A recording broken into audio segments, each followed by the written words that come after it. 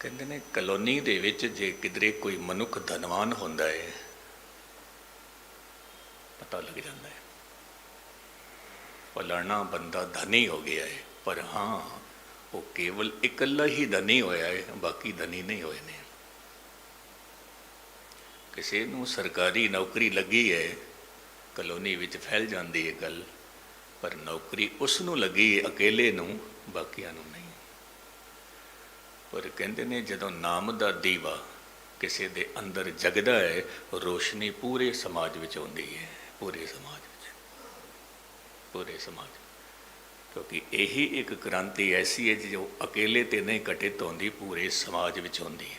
ਜੇ ਇੱਕ ਵੀ ਸੰਤ ਕਿਸੇ ਸਮਾਜ ਵਿੱਚ ਹੋਵੇ ਤੇ ਫਿਰ ਕਬੀਰ ਸਾਹਿਬ ਮਹਾਰਾਜ ਕੀ ਕਹਿੰਦੇ ਨੇ, ਦੇਹੀ ਕਿਸ ਕੀ ਬਾਪੁਰੀ ਪਵਿੱਤਰ ਹੋਏ ਗੋਗਰਾਮ। ਪੂਰੇ ਦਾ ਪੂਰਾ ਪਿੰਡ ਹੀ ਪਵਿੱਤਰ ਹੋ ਜਾਂਦਾ ਹੈ, ਪੂਰੇ ਦਾ। ਦੀਵੇ ਜਗ ਜਾਂਦੇ ਨੇ, ਸਾਰਿਆਂ ਦੇ ਦੀਵੇ ਜਗ ਜਾਂਦੇ ਨੇ। ਇੱਕੋ ਪਿੰਡ ਦੇ ਵਿੱਚ ਬਿਹਤਰ ਬ੍ਰਹਮ ਗਿਆਨੀ ਹੋਏ ਸਨ, ਡੱਲੇ ਪਿੰਡ ਵਿੱਚ, ਦੇਖਾਂ ਦੇਖੀ। ਹੁਣ ਮੈਂ ਆਪ ਜੀ ਨੂੰ ਅਰਜ਼ ਕਰਾਂ, ਕਹਿੰਦੇ ਨੇ ਕਿ ਇਸ ਧਰਤੀ ਤੇ ਐਸੀ ਬਦਨਸੀਬੀ ਕਦੇ ਵੀ ਨਹੀਂ ਹੋਈ ਜੋ ਸੰਤ ਨਹੀਂ ਹੋਏ ਨੇ। ਇਸ ਧਰਤੀ ਤੇ ਐਸੀ ਬਦਕਿਸਮਤੀ ਕਦੇ ਨਹੀਂ ਹੋਈ, ਕਦੇ ਨਹੀਂ ਹੋਈ। ਪਰ ਹਾਂ ਐਸੀ ਬਦਕਿਸਮਤੀ ਹੋ ਜਾਂਦੀ ਹੈ ਕਈ ਵਾਰ ਕਿ ਉਹਨਾਂ ਸੰਤਾਂ ਤੋਂ ਲੈਣ ਵਾਲਾ ਕੋਈ ਨਹੀਂ ਹੁੰਦਾ। ਐਸੀ ਬਦਕਿਸਮਤੀ ਹੋ ਜਾਂਦੀ ਹੈ। ਮੈਂ ਕਈ ਵਾਰ ਸੁਣਿਆ ਹੈ, ਆਪ ਜੀ ਦੇ ਰਸਨਾਂ ਤੋਂ ਹੀ ਸੁਣਿਆ ਹੈ। ਆਪ ਜੀ ਕਹਿ ਦਿੰਦੇ ਹੋ ਕਿ ਸਾਡੇ ਬਜ਼ੁਰਗ ਨਾਮ ਦੇ ਰਸੀ ਹੋਇਆ ਕਰਦੇ ਸੀ। ਬਹੁਤ ਚੰਗੀ ਗੱਲ ਹੈ। ਜਦੋਂ ਉਹ ਤਨ ਕਰਕੇ ਮੌਜੂਦ ਸੀ, ਉਦੋਂ ਅਸੀਂ ਉਹਨਾਂ ਦੀ ਕਦਰ ਨਹੀਂ ਕੀਤੀ ਹੋਵੇਗੀ। ਜਾਣ ਤੋਂ ਬਾਅਦ ਅਸੀਂ ਕਹਿੰਦੇ ਪਏ ਹਾਂ ਨਾਮ ਦੇ ਰਸੀ। ਤੋ ਮੰਗਰ ਦਾ ਮਹੀਨਾ ਕੀ ਕਹਿੰਦਾ ਹੈ ਕਿ ਤਨ ਮਨ ਮੌਲਿਆ ਰਾਮ ਸਿਉ ਸੰਗ ਸਾਧ ਸਹੇਲੜੀ। ਤਨ ਵੀ ਮੋਲਿਆ ਗਿਆ, ਮਨ ਵੀ ਮੋਲਿਆ ਗਿਆ। ਤਨ ਦੇ ਰੋਗ ਵੀ ਮਿਟ ਗਏ, ਮਨ ਦੇ ਰੋਗ ਵੀ ਮਿਟ ਗਏ। ਤਨ ਦੇ ਰੋਗ ਮਿਟੇ ਹਨ, ਮਨ ਦੇ ਸੋਗ ਮਿਟੇ ਹਨ। ਹੁਣ ਤਨ ਮੋਲਿਆ ਗਿਆ, ਤਨ ਸੇਵਾ ਵਿੱਚ ਲੱਗ ਗਿਆ, ਮਨ ਮੋਲਿਆ ਗਿਆ, ਮਨ ਸਿਮਰਨ ਦੇ ਵਿੱਚ ਲੱਗ ਗਿਆ। ਇਹ ਦੋਵੇਂ ਗੱਲਾਂ ਨੇ। ਮੈਂ ਫਿਰ ਗੱਲ ਦੁਹਰਾ ਦੇਵਾਂ, ਜਦੋਂ ਤਨ ਮੋਲਿਆ ਜਾਂਦਾ ਹੈ ਤਾਂ ਫਿਰ ਤਨ ਸੇਵਾ ਵਿੱਚ ਜੁੜ ਜਾਂਦਾ ਹੈ। ਜਦੋਂ ਮੋਲਿਆ ਜਾਂਦਾ ਹੈ ਤੇ ਫਿਰ ਮਨ ਦੇ ਵਿੱਚੋਂ ਸ਼ੁਕਰਾਨੇ ਦੇ ਬੋਲ ਨਿਕਲਦੇ ਨੇ, ਹੈ ਪ੍ਰਭੂ ਤੇਰਾ ਸ਼ੁਕਰ ਹੈ, ਤੇਰਾ ਸ਼ੁਕਰ। ਜਦੋਂ ਮਨ ਮੋਲਿਆ ਗਿਆ ਤੇ ਫਿਰ ਐਸਾ ਮਨੁੱਖ ਕੀ ਕਰਦਾ ਹੈ, ਧਨ ਔਰ ਧਰਮ ਦੋਵਾਂ ਨੂੰ ਦੇਖਦਾ ਹੈ। ਧਨ ਕਿਸ ਦਾ ਦੇਖਦਾ ਹੈ, ਜੋ ਆਪਣੇ ਤੋਂ ਗਰੀਬ ਹੈ ਉਹਦਾ ਧਨ ਦੇਖਦਾ ਹੈ। ਤੇ ਫਿਰ ਉਹਦੀ ਰਸਨਾ ਚੋਂ ਬੋਲ ਨਿਕਲਦੇ ਨੇ, ਐ ਪ੍ਰਭੂ ਤੇਰਾ ਸ਼ੁਕਰ ਹੈ, ਮੈਨੂੰ ਬਹੁਤ ਕੁਝ ਦਿੱਤਾ ਹੋਇਆ ਹੈ, ਬਹੁਤ ਕੁਝ ਦਿੱਤਾ ਹੋਇਆ। ਆਪਣੇ ਤੋਂ ਨੀਵੇਂ ਦਾ ਉਹ ਧਨ ਦੇਖਦਾ ਹੈ ਔਰ ਆਪਣੇ ਤੋਂ ਉੱਚੇ ਦਾ ਉਹ ਧਰਮ ਦੇਖਦਾ ਹੈ ਕਿ ਇਹ ਧਰਮ ਦੀ ਦੁਨੀਆ ਵਿੱਚ ਮੇਰੇ ਤੋਂ ਬਹੁਤ ਅੱਗੇ ਹੈ, ਮੈਂ ਵੀ ਤਰੱਕੀ ਕਰਾਂ, ਮੈਂ ਵੀ ਤਰੱਕੀ ਕਰਾਂ। ਕਿਉਂਕਿ ਆਪ ਜੀ ਨੂੰ ਸਾਰਿਆਂ ਨੂੰ ਖਬਰ ਹੈ, ਕਿਤਨੇ ਹੀ ਲੋਕ ਐਸੇ ਨੇ ਜਿਹੜੇ ਸੜਕਾਂ 'ਤੇ ਸੌਂਦੇ ਨੇ, ਫੁੱਟਪਾਥ 'ਤੇ ਸੌਂਦੇ ਨੇ, ਕਿਤਨੇ ਹੀ ਲੋਕ। ਔਰ ਕਿਤਨੇ ਹੀ ਲੋਕ ਐਸੇ ਨੇ ਜਿਹੜੇ ਮਹਿਲਾਂ ਵਿੱਚ ਸੌਂਦੇ ਨੇ। ਮਹਿਲਾਂ ਵਿੱਚ ਸੌਣ ਵਾਲੇ ਕਾਸ਼ ਉਹਨਾਂ ਨੂੰ ਦੇਖਣ ਜਿਹੜੇ ਪੱਟਰੀ 'ਤੇ ਸੁੱਤੇ ਹੋਏ ਨੇ, ਤੇ ਫਿਰ ਸ਼ੁਕਰਾਨਾ ਆਪਣੇ ਆਪ ਨਿਕਲੇਗਾ, ਆਪਣੇ ਆਪ। ਲੇਕਿਨ ਮਨੁੱਖ ਦੀ ਫਿਤਰਤ ਕੀ ਹੈ, ਉਹਨੂੰ ਪੁੱਠਾ ਕਰਕੇ ਦੇਖਦਾ ਹੈ। ਧਨ ਦੇਖਦਾ ਹੈ ਆਪਣੇ ਤੋਂ ਉੱਚੇ ਦਾ, ਕਿ ਇਹਦੇ ਕੋਲ ਕਿਤਨਾ ਧਨ ਹੈ, ਮੇਰੇ ਕੋਲ ਨਹੀਂ ਹੈ, ਤੇ ਜੀਵਨ ਵਿੱਚ ਅਸ਼ਾਂਤੀ ਪੈਦਾ ਹੋ ਜਾਂਦੀ ਹੈ। ਧਰਮ ਦੇਖਦਾ ਹੈ ਆਪਣੇ ਤੋਂ ਨੀਵੇਂ ਦਾ, ਫਿਰ ਕੀ ਕਹਿੰਦਾ ਹੈ, ਇਹਨੂੰ ਨਹੀਂ ਮਿਲਿਆ ਮੈਨੂੰ ਕੀ ਮਿਲੇਗਾ। ਰੋਜ਼ ਗੁਰਦੁਆਰੇ ਜਾਂਦਾ ਹੈ, ਇਹਨੂੰ ਨਹੀਂ ਮਿਲਿਆ ਮੈਨੂੰ ਕੀ ਮਿਲੇਗਾ, ਛੱਡ ਬੈਠਦਾ ਹੈ। ਮੈਂ ਕਈ ਵਾਰ ਅਰਜ਼ ਕਰਨਾ, ਜੇ ਧਰਮ ਦੇਖਣਾ ਹੋਵੇ ਕਬੀਰ ਦਾ ਦੇਖਣਾ। ਕਬੀਰ ਨੂੰ ਮਿਲਿਆ ਮੈਨੂੰ ਵੀ ਮਿਲੇਗਾ, ਫਰੀਦ ਨੂੰ ਮਿਲਿਆ ਮੈਨੂੰ ਵੀ ਮਿਲੇਗਾ, ਮੀਰਾ ਨੂੰ ਮਿਲਿਆ ਮੈਨੂੰ ਵੀ ਮਿਲੇਗਾ, ਬੁੱਧ ਨੂੰ ਮਿਲਿਆ ਮੈਨੂੰ ਵੀ ਮਿਲੇਗਾ, ਮੈਨੂੰ। ਤੋ ਤਨ ਵੀ ਖਿਲਿਆ ਗਿਆ, ਮਨ ਵੀ ਖਿੜਿਆ ਗਿਆ, ਪਰ ਕਿਸ ਤਰ੍ਹਾਂ? ਸਾਹਿਬ ਕਹਿੰਦੇ ਨੇ, ਜੇ ਸਾਹਿਬ ਮੇਲੜੀਆਂ ਤਨ ਮਨ ਮੌਲਿਆ ਰਾਮ ਸਿਉ, ਸੰਗ ਸਾਧ ਸਹਿ ਲੜੀਆਂ। ਜਦੋਂ ਸੰਗਤ ਕੀਤੀ ਗੁਰਮੁਖਾਂ ਦੀ। ਇਸ ਕਰਕੇ ਮੈਂ ਰੋਜ਼ ਅਰਜ਼ ਕਰਨਾ ਕਿ ਸੰਗਤ ਵਿੱਚ ਬੈਠਣਾ ਬਹੁਤ ਲਾਜ਼ਮੀ ਹੈ, ਬਹੁਤ ਲਾਜ਼ਮੀ। ਆਪ ਜੀ ਦੀ ਜਾਣਕਾਰੀ ਵਾਸਤੇ ਮੈਂ ਅੱਜ ਕਰਾਂ,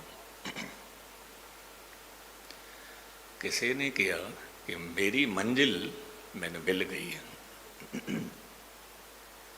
ਮੇਰੀ ਮੰਜ਼ਿਲ ਮੈਨੂੰ ਮਿਲ ਗਈ ਹੈ, ਹੁਣ ਸੰਗਤ ਵਿੱਚ ਆਉਣ ਦਾ ਕੀ ਫਾਇਦਾ ਹੈ? ਮੈਨੂੰ ਮੰਜ਼ਿਲ ਮਿਲ ਗਈ।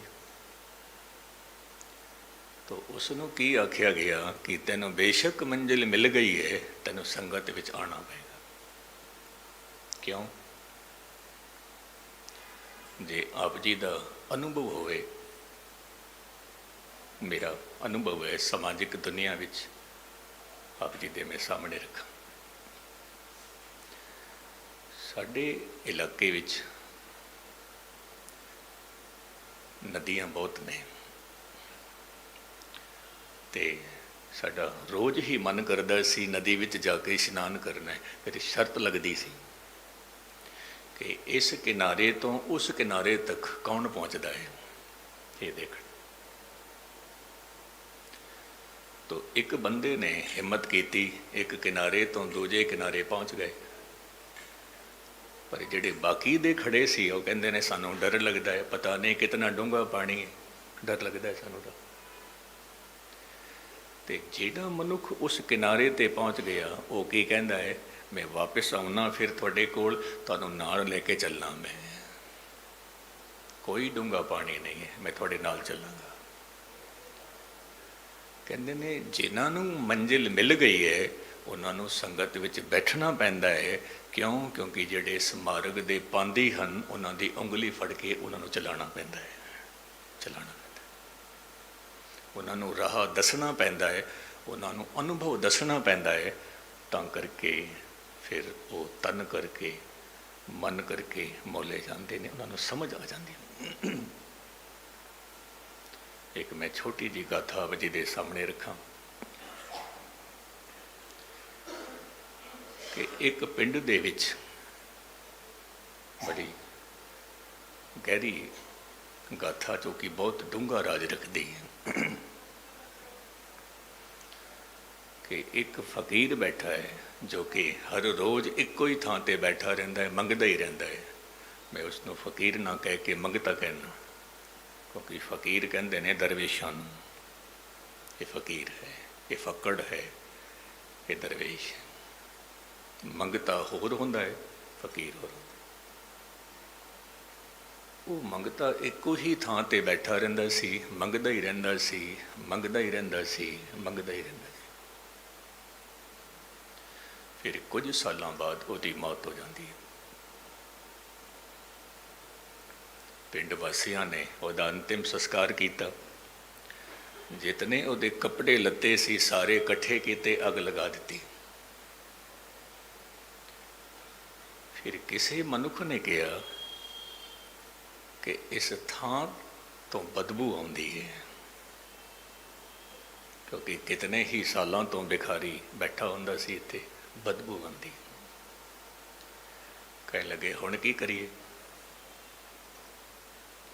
ਕਹਿਣ ਲੱਗੇ ਇੱਕ ਕੰਮ ਕਰਦੇ ਹਾਂ ਕਿ ਇਸ ਥਾਂ ਤੋਂ ਥੋੜ੍ਹੀ ਜਿਹੀ ਮਿੱਟੀ ਅਸੀਂ ਪੁੱਟਨੇ ਹਾਂ, ਕੋਈ 2 ਫਿੱਟ ਕੋਈ 3 ਫਿੱਟ ਮਿੱਟੀ ਅਸੀਂ ਪੁੱਟ ਕੇ ਤੇ ਸੁੱਟਦੇ ਹਾਂ, ਤੇ ਕੋਈ ਹੋਰ ਸਾਫ ਸੁਥਰੀ ਮਿੱਟੀ ਲਿਆ ਕੇ ਇੱਥੇ ਇਸ ਗੱਡੇ ਨੂੰ ਫਿਰ ਪੂਰ ਦਿੰਦੇ ਹਾਂ।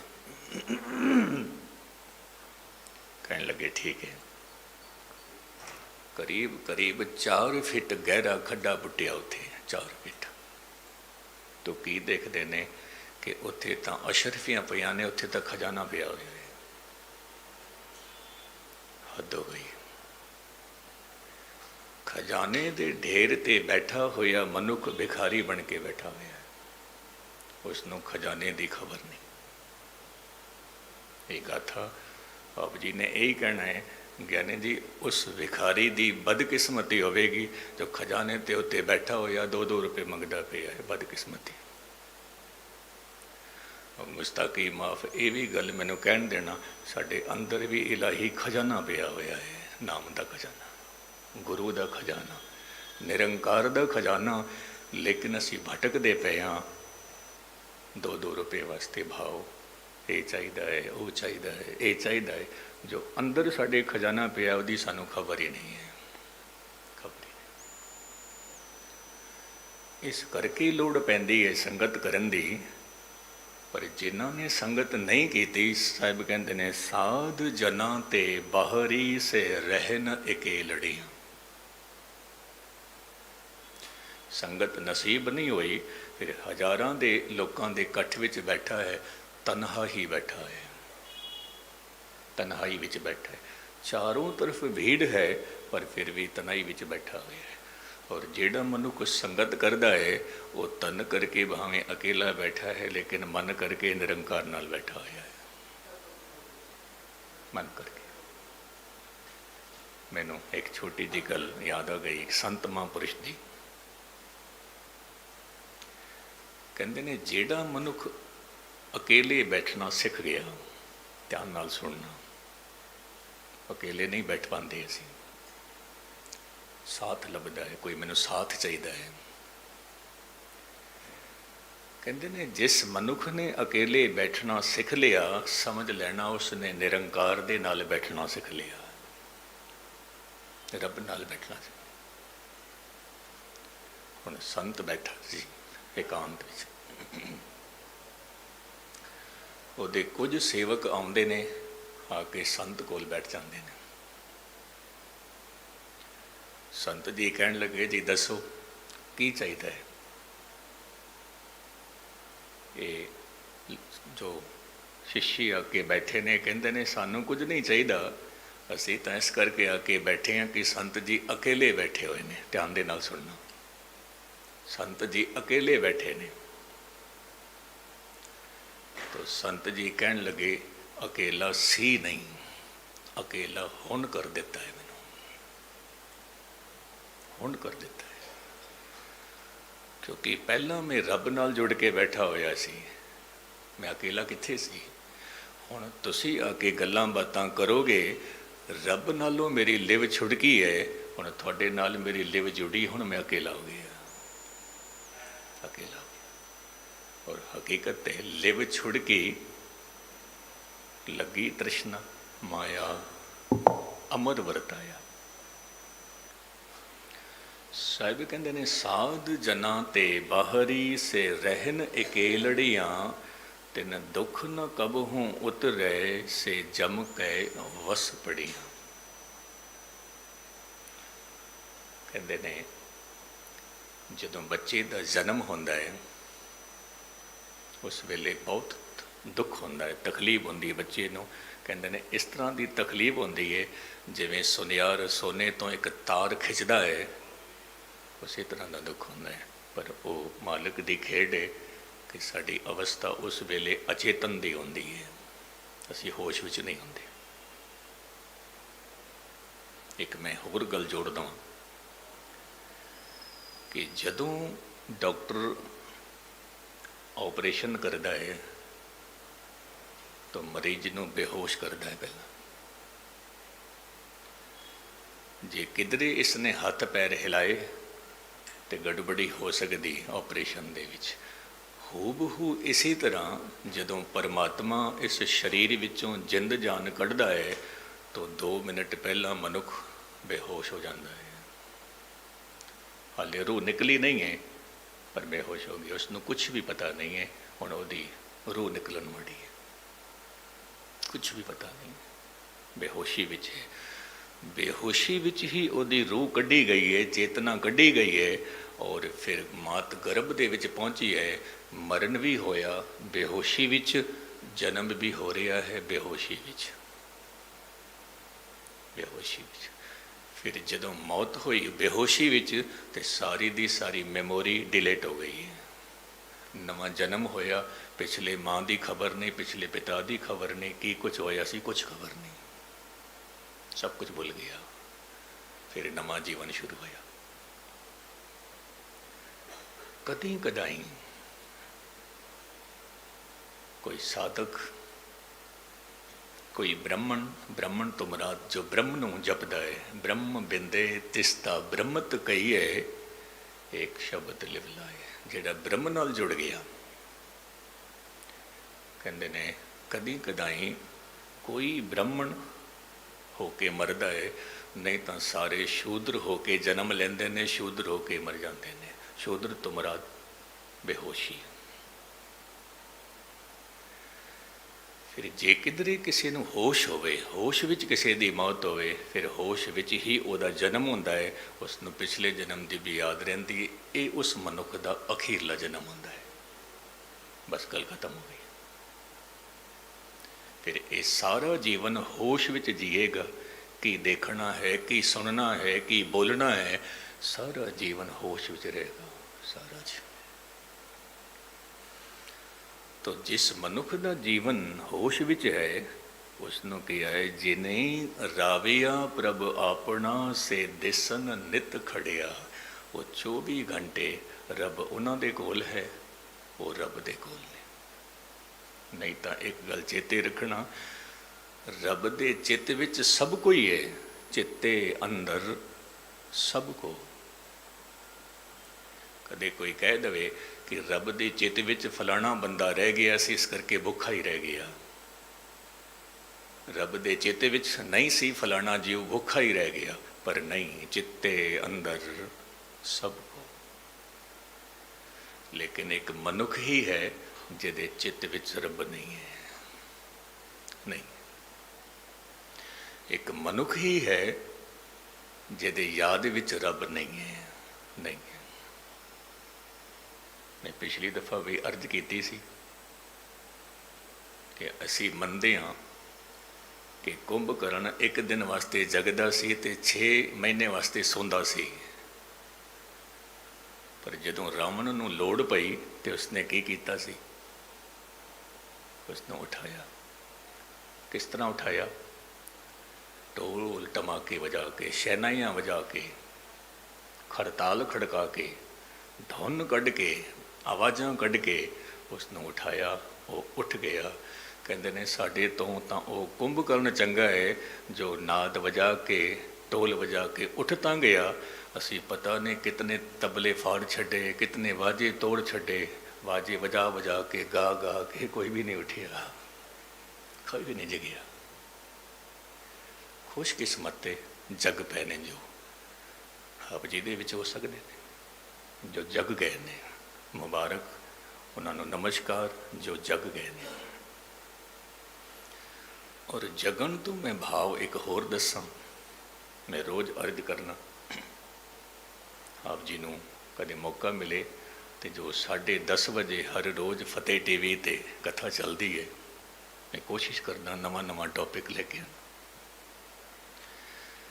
जिस दिन आप जी जग पे, उस दिन तुसी खुद ही खुदा हो, खुद ही खुदा हो। ये हकीकत है, खुद ही खुदा हो। लेकिन ये असी भुल बैठे हाँ माया करके। जिस दिन सानू समझ आ गई, उस दिन आप जी ने कहना कि जिसनों मैं तो लभदा पिया सी, वो तो मेरे कोल ही है, वो तो मेरे अंदर ही है। कहने लगे सबूत, सबूत यही है कि तू साह लै रहा है, ये सबूत है रब दा। जिहड़ा तू भोजन छकिया, छकिया होया भोजन खून बन गया, ये सबूत है रब दा। बनिया होया खून मांस ते मिज ते हड्डियां दा रूप धारण करदा, यही सबूत है रब दा। तू रात नूं विश्राम कीता, तेरा हिरदा धड़क रहा है, यही सबूत है रब दा। तू सवेरे उठिया है, यही सबूत है रब दा। अज फिर तू सूरज देखिया है, यही सबूत है रब दा। फिर शाम हो जाएगी, यही सबूत है रब दा। तू बच्चा सी, यही सबूत है रब दा। तू जवान होया, यही सबूत है रब दा। तू बुजुर्ग होया, यही सबूत है रब दा। एक गल होर चेते रखना, फिर मैं कथा की समाप्ति बुलाना। ਇਹ ਜੋ ਤਿੰਨ ਅਵਸਥਾਵਾਂ ਨੇ, ਬਚਪਨ ਦੀ, ਜਵਾਨੀ ਦੀ, ਬੁਢੇਪੇ ਦੀ, ਇਹ ਬਚਪਨ ਕਿਸ ਤੇ ਆਇਆ ਸੀ, ਇਹ ਜਵਾਨੀ ਕਿਸ ਤੇ ਆਈ ਸੀ, ਇਹ ਬੁਢੇਪਾ ਕਿਸ ਤੇ ਆਇਆ ਹੈ? ਆਪ ਜੀ ਨੇ ਕਹਿਣਾ ਗਿਆਨੀ ਜੀ ਮੇਰੇ ਤੇ ਬਚਪਨ ਆਇਆ ਸੀ, ਮੇਰੇ ਤੇ ਜਵਾਨੀ ਆਈ ਸੀ, ਮੇਰੇ ਤੇ ਬੁਢੇਪਾ ਆਇਆ ਸੀ, ਤਾਂ ਫਿਰ ਇੱਕ ਗੱਲ ਮੰਨਣੀ ਪੈਗੀ, ਆਪ ਜੀ ਤੇ ਬਚਪਨ ਆਇਆ, ਬਚਪਨ ਚਲਾ ਗਿਆ, ਫਿਰ ਤੁਸੀਂ ਬਚਪਨ ਤੋਂ ਵੱਖਰੇ ਹੋ। ਤੁਹਾਡੇ ਤੇ ਜਵਾਨੀ ਆਈ, ਜਵਾਨੀ ਚਲੀ ਗਈ, ਤੁਸੀਂ ਵੱਖਰੇ ਹੋ, ਜਵਾਨੀ ਵੱਖਰੀ ਹੈ। ਆਪ ਜੀ ਤੇ ਬੁਢੇਪਾ ਆਇਆ, ਫਿਰ ਬੁਢੇਪੇ ਨੇ ਵੀ ਚਲੇ ਜਾਣਾ, ਪਰ ਆਪ ਜੀ ਉਸੇ ਤਰ੍ਹਾਂ ਦੇ ਹੋ ਜਿਵੇਂ ਆਪ ਜੀ ਬਚਪਨ ਵਿੱਚ ਸੀ, ਜਿਵੇਂ ਜਵਾਨੀ ਵਿੱਚ ਸੀ। ਆਪ ਜੀ ਨਹੀਂ ਬਦਲੇ, ਜੋ ਨਹੀਂ ਬਦਲਿਆ ਉਹੀ ਸ਼ਾਸ਼ਵਤ ਹੈ, ਉਹੀ ਰੱਬ ਹੈ, ਜੋ ਨਹੀਂ ਬਦਲਿਆ ਹੈ। ਅਸੀਂ ਬਚਪਨ ਵਿੱਚ ਵੀ ਉਹੀ ਸੀ, ਅਸੀਂ ਜਵਾਨੀ ਵਿੱਚ ਵੀ ਉਹੀ ਸੀ, ਬੁਢੇਪੇ ਵਿੱਚ ਵੀ ਉਹੀ। ਸਰੀਰ ਬਦਲਿਆ ਹੈ, ਸਰੀਰ ਬਦਲਿਆ।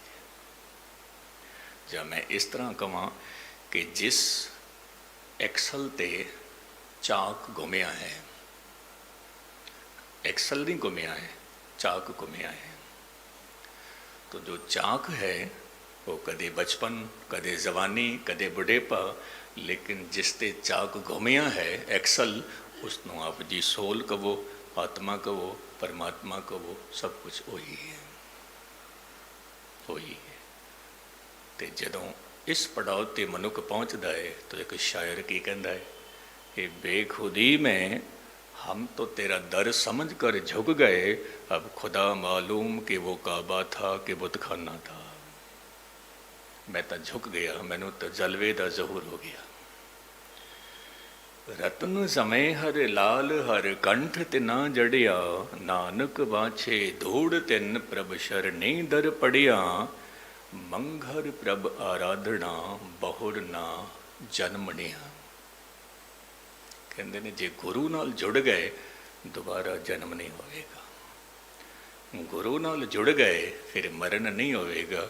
जे गुरु नाल नहीं जुड़े तो फिर जम जम मरे, मरे फिर जम्मे बहुत सजाए, पया देस लम्हे। अज समा है गुरु रहमतां करन, मंगर दा महीना आप जी दे वास्ते सुखमय होवे। देश परदेश जिथे किथे आप जी दे मित्र अजीज प्यारे वसते हैं, सारियां दे सिर ते गुरु मेहरां भरे हत्थ रखन, भुल्लां चुक्कां दी खिमा।